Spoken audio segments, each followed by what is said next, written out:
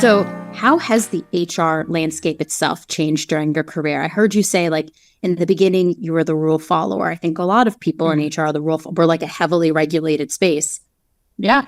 There are laws. We have to abide by them. So I feel like a lot of us are somewhat rule followers who then become rule breakers. So how has the HR landscape changed during your career? Like, what are some big shifts you've witnessed? Yeah. And I think that's definitely a great way to put it. And that's definitely me. And I still have to fight that kind of rule follower in me because compliance is a part, right? But you don't lead with compliance, you lead with humanity now. And I think that that's what I was missing early in my career. And, earlier in my career, it was all about, I came into a world of safety and regulations and compliance and transportation and trucking. And that was heavily, heavily, heavily regulated.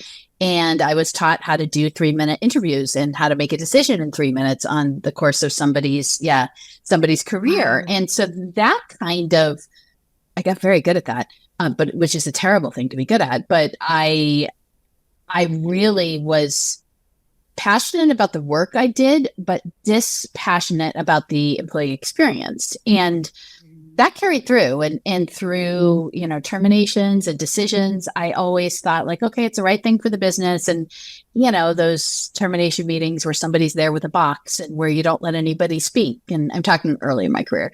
And it really led like that. Like my job was hiring and firing, and my job was making people sign forms and telling on them when they didn't sign forms. And they're Right. And so a lot of that. And then through like lots of things, including that situation with changing how I led and took a deep look at myself over a period of time and wasn't fully till I got at the Granite Group and saw and worked for a CEO who was really people first, and that the way like you could see the culture walking in, you could just see I want to say total relaxation, but you can sense tension and you can see when it's not present, and you can see when people are enjoying working with each other and enjoying their jobs. And that's when I really changed. And I'm still changing and really tried to embrace that people first mindset, which sounds like a cliche, but it's not. And really try to change myself.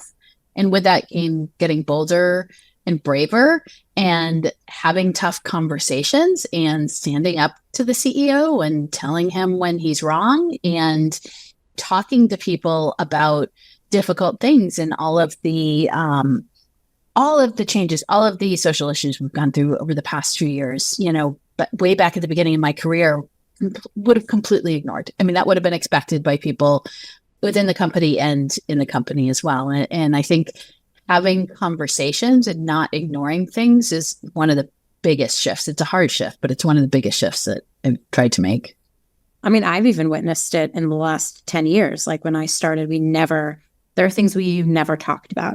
What's that phrase? Like you never talk about like sex, drugs, and rock and roll at work. Yeah. Now I just feel like, I mean, I hope people aren't talking about the first one or the second one, but like, up to you, whatever, your life, your choices. But I do feel like there's been a major shift. And I don't know if the 2020, the pandemic, the George Floyd's murder, Breonna Taylor's murder, like, I don't know if those made it even more important to have the conversations at work, because it still felt up until even then that there were some things you could say at work, but you had to be careful.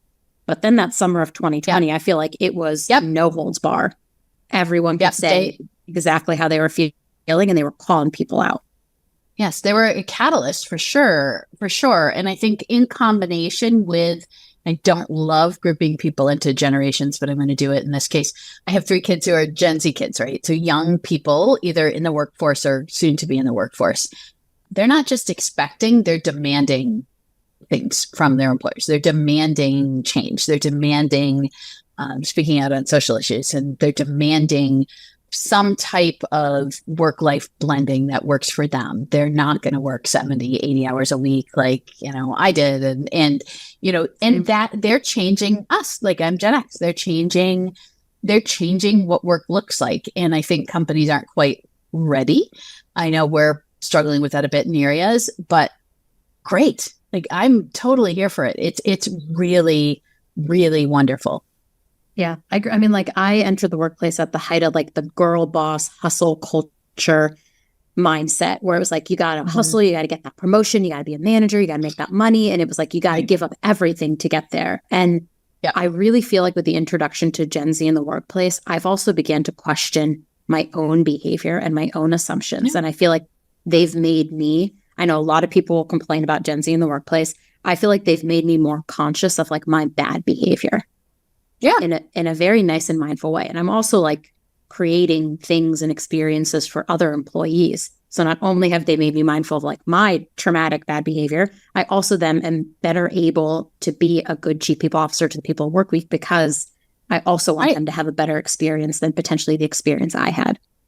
Yeah, and you're going to fight for it. And I'm going to fight for that. And you're going to raise your voice and you're going to get uncomfortable and make sure that happens. Yeah.